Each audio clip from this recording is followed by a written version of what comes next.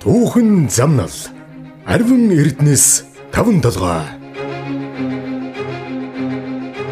2010 он Монгол Улсын хурлын 39-р тогтоол засгийн газрын 272-р тогтоолын дагуу Эрдэнэс 5 толгой хувьцаат компани байгуулагдав. 2012 он Монгол Улсын нийт 2.5 сая иргэн тус бүр 1072 ширхэг хувьцааны эзэн боллоо. 2016 он Монгол Улс анх удаа 20 сая дахь тонн нүүрсээ олборлон экспортлов.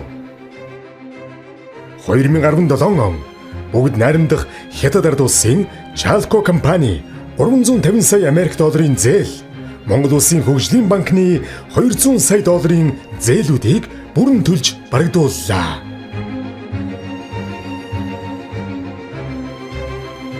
2018 он Улсын хурл засгийн газраас 5 толгойн нүүрсний ордыг иж бүрэн ашиглахад зориулан ордыг усан болон цахилгаан хангамжийн найдвартай их усүрээр хангах, төмөр замын төсөл хэрэгжүүлэх, дэд бүтцийн сүлжээг бий болгох зэрэг томоохон төслүүдийг хэрэгжүүлэх талаар тогтоол шийдвэрүүд гарлаа.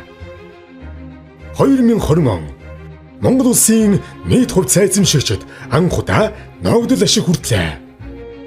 Монгол Улс анх удаа 70 сая дахь тонн нүүрсээ олборлов.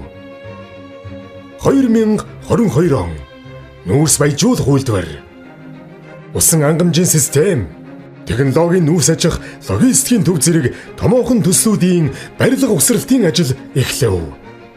Төмөр замуудын суурь бүтэц ашиглалтанд орж нүүрс тээврийн үйл ажиллагаа төмөр замаар гүйцэтгэгдэж эхэллээ.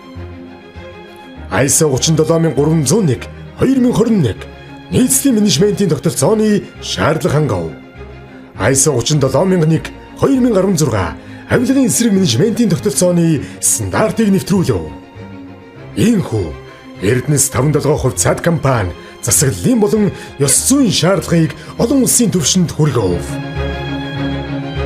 2023 он Монгол Улс анх удаа 100 сая дахь тонн нүүрс олборлон үйлдвэрлэлийн түүхэн шинэ амжилтаа тогтоов. Нүүрсний цахим арилжааг эхлүүллээ. Биржээр нүүрс борлуулах шинэ тогтолцоонд шилжив. Цогт цэцгийн суманд шинэ суурьшлийн бүс байгуулах төлөвлөгөөг боловсруулав. Уурхайчдын орон сууцны Эрдэнэс хотхон ашиглалтанд оров.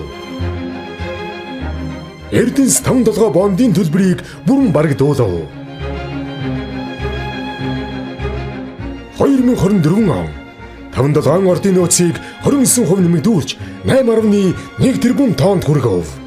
Жилд 10 сая тонн нүүрс боловсруулах хүчин чадал бүхий нүүрс баяжуулах үйлдвэрийг ашиглалтанд оруулав.